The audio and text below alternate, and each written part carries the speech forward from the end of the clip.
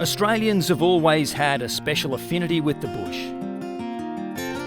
For the folks who make their lives far from our big cities, the men and women who spend their days caring for cattle and country.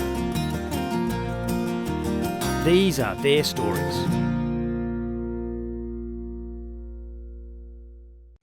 My name is Barb Madden. I'm from Smithfield Feedlot. I'm married to Don and we have 3 beautiful children, James, Annabelle and Ned. We're in the middle of the July school holidays, so quite often a lot of our staff with families will take time off. So I've got my son James, who's home on holidays, unloading a road train of oat and hay for us that's come in. So when that truck comes back, because he'll probably have those 8x4s on top again. I've taught him to drive this machine for quite a few years now. It's quite a safe machine. There's a lot of safety features. I feel very secure with him in it. There's no actual ticketing on this machine anymore. So we assess all our operators, whether they're 15 years old or 55 years old, on the actual competency to handle that machine well. You know, weekends, it'd be great if everything was quiet, but everything rolls on the same as any other day of the week. And today, Don and the family have another commitment. They're sponsoring a race at the Wandai Country Race Meeting. We've got the race on at about 2:50, so I've got to race around today and make sure everything's right and the cattle are right and the staff are right. And then I will jump in the car with my family and we'll tear into the Wandai races and try and make it in time. Yeah, it's a tight schedule, but we'll get it done. When the bales, if they get too much moisture in them, they actually spontaneously combust. Got to cover them to prevent that. Up at the mill, there's been an unexpected hiccup for Don. It needs his urgent attention. One of the feed trucks has broken down. I've had a truck breakdown. I've got to recalibrate these scales, so I've got to guess the load. So I'm the only one who knows it well enough to be able to do it. So yeah, I'll be pretty busy. I've got to get this done and still try and make it in. If there's a breakdown, it needs to be fixed relatively quickly because these cattle, they know when they're going to be fed, and if they're not fed when they're supposed to be fed, it disrupts their pattern, so you have to find alternatives to feed the cattle on time. Having James on hand is turning out to be invaluable today. James can deliver some feed so Don can see how the truck repair is going. Well, James knows what to do, so I just tell him what pens and away he'll go, so he's pretty right there. It looks like a bearing has collapsed in the feed truck.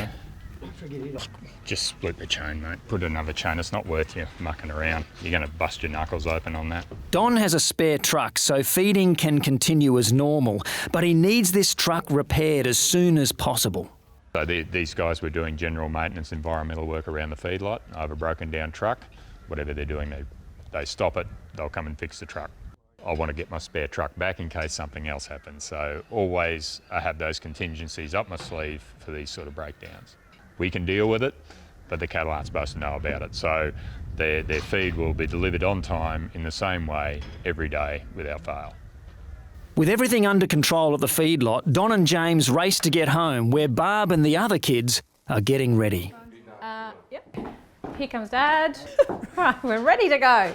With all the children home on school holidays, the opportunity to go out together and have some fun is very special.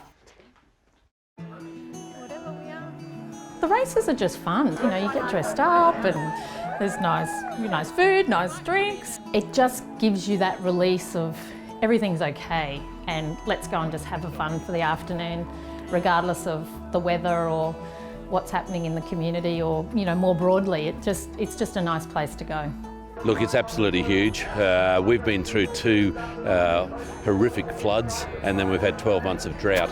But it's a chance for farmers and landowners to get out here and chew the fat and talk to each other, and that's a really good thing for people to be able to do that. And it's great to see the young ones coming out now. There's a lot of them come and have a great day. It's a family day and it's good. So, judges, are you ready or can we move on? Okay. I did ask if the jacket was a dead cat, but no, she assured me it was mohair. At the line the first time, this was ever out of the outside.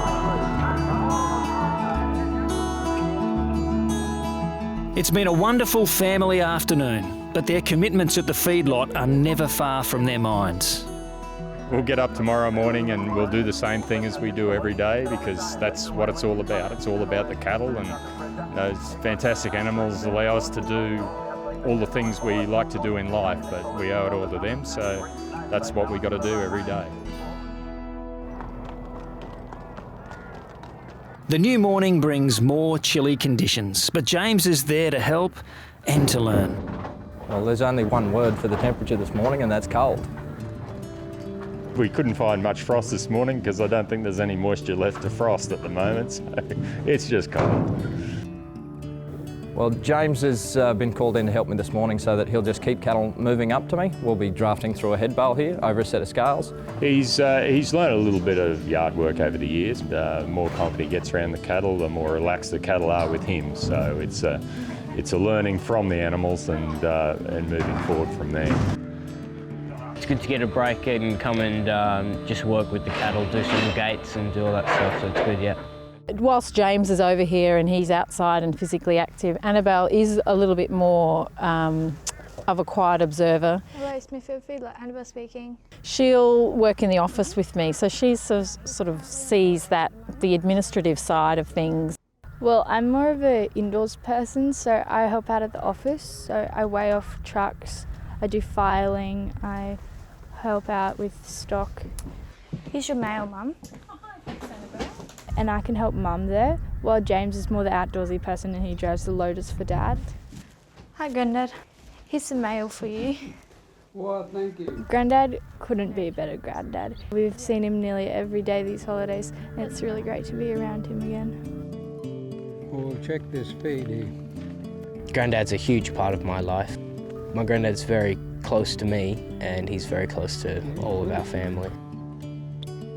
If I'm working with him in a different part that I haven't really done before, he'll always tell me what's going on, show me the ropes, and I'll learn it all off him. So it's a big part of not only teaching me but everyone else in the feedlot and making sure they all do their job properly as well. Yeah, look at that. Just add milk and you'd have muesli.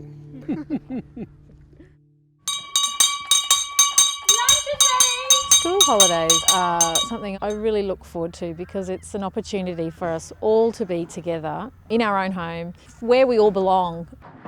I love this place. I wouldn't want to live anywhere else, but I especially love that we have the feedlot. And going to boarding school, you know about the country and you know about the city, so you really get the best of both worlds. Oh, look, I still marvel at the fact that they're not my babies anymore. James is way taller than me and Annabelle's wearing all of my clothes. It's just extra special when I do see them. This place is a massive part of me. Without the feedlot and home, I wouldn't know where I would be. It's good to come back and have this sense of home, and it's a place that I can call home, and I'll always treasure where I come from here. So.